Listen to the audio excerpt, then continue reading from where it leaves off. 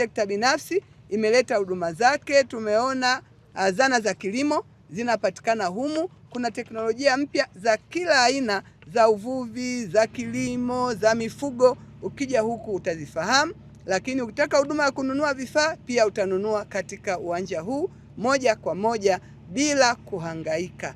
Ndugu zangu wana Dodoma, wana Singida, wa Tanzania kwa ujumla, maonyesho haya yanafanyika mara moja kwa mwaka kuanzia tarehe 1 mpaka tarehe 8 mwezi wa 8. Ni fursa muhimu ya sisi kuitumia, japo ninaposema sasa wako wataalamu wamesha ingia katika uwanja huu na wanaendelea kutoa huduma, na mwaka huu huenda baada ya maonyesho ya 8 mtaendelea kupata huduma endelevu kama uwanja maalumu ambao utakuwa unatumika kwa huduma hizo za sekta ya kilimo, mifugo na uvuvi. Kwa hiyo ni wakumbushe kuwa kutumia fursa hii ni kujiamini, ni kujitambua, lakini pia kujitendea haki wewe mwenyewe.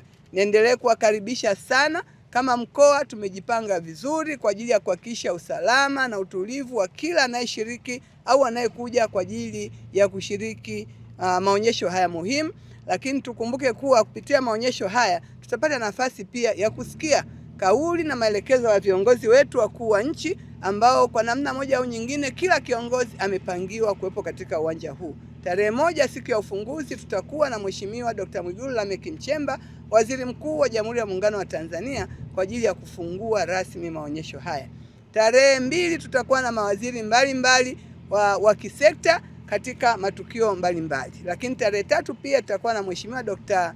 Emmanuel Nchimbi, Makamu wa Rais wa Jamhuri ya Muungano wa Tanzania, ambaye pia atashiriki na kuwa mgeni rasmi katika siku maalum ya TARI, taasisi ya utafiti nchini, na siku ya ushirika.